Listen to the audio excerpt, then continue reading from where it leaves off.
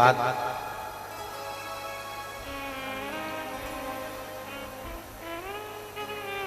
चौरासी लाख योनियों में भ्रमित होते रहे और उसके बाद में जो मनुष्य की देह मिली, मानव का शरीर मिला। इस मानव के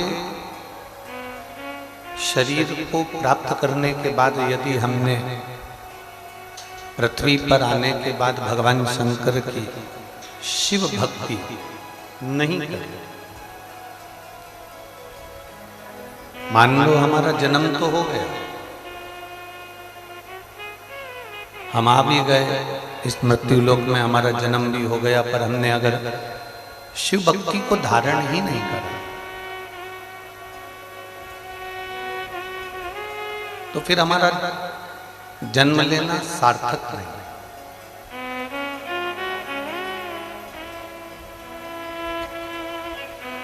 अब जिससे आप सरल भाषा में समझें,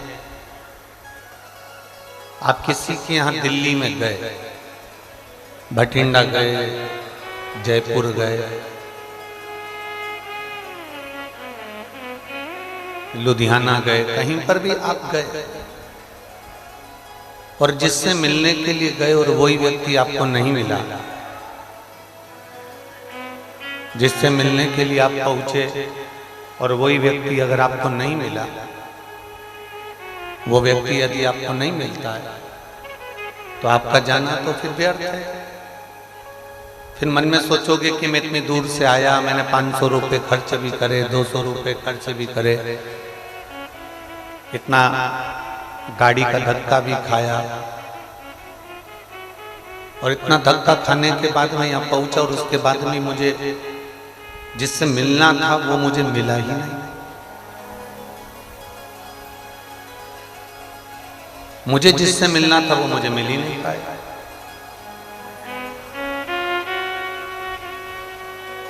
तो शिव पुराण कहती है जैसे हम जिससे मिलने के लिए पहुंचे और वही नहीं मिल पाए तो हमारा जाना व्यर्थ, हमारा जाना बेकार। जिसके लिए हम गए और वही नहीं मिला तो हमारा जाना बेकार। फिर हम क्यों गए?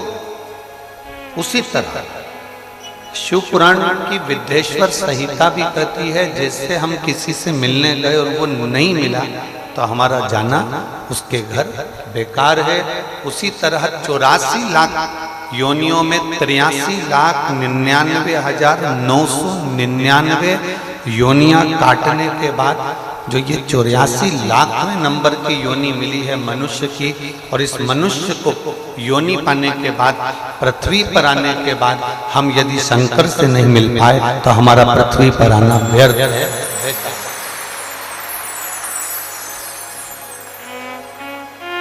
फिर हमारा जन्म लेना बेकार, फिर हमारा पृथ्वी पर आना बेकार, फिर हमारा जन्म लेना बेकार।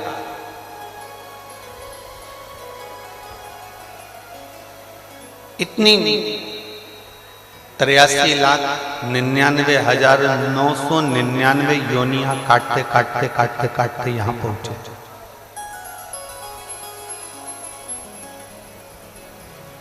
और इतनी योनियां काटने के बाद भी ये 84 लाखवें नंबर की जो योनि मिली और इस योनि को पाने के बाद भी अगर हम शंकर के नहीं हो पाए, हम भगवान के नहीं हो पाए तो हमारा जीवन व्यर्थ।